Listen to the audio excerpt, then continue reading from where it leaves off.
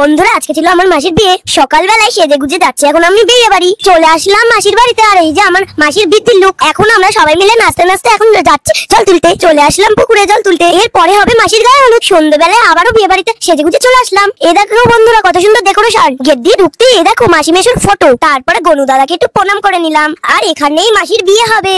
Wait wait wait, একটা জিনিস দেখাচ্ছি তোমাকে। এই দেখো কি, এটা হচ্ছে গোপু সোনা। তারপরে একটু সেলফি তোলা গিয়ে হেভি একটু নাচু নাচু করে নিলাম। এই যে আমার মাসি আর এই যে আমার নতুন মেশো। অনেক বক বক করেছি, এবারে তো একটু জুস তো খেতে হবে। বক বক করে গলায় শুকিয়ে যাচ্ছিল। এই দেখো আইসক্রিম আমাকে মা খেতে দেয়নি। আর এই দেখো বন্ধুরা আমি ধোয়া ওঠানো বিস্কুট খেয়ে নিয়েছিলাম।